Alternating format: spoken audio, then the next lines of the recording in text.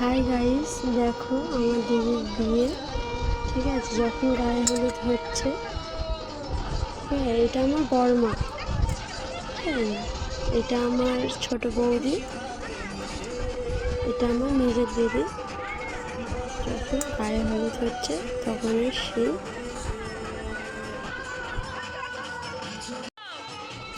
এটা যখন গায়ে সবাই মিলে দিচ্ছে তখন সেই এটা, ঠিক আছে।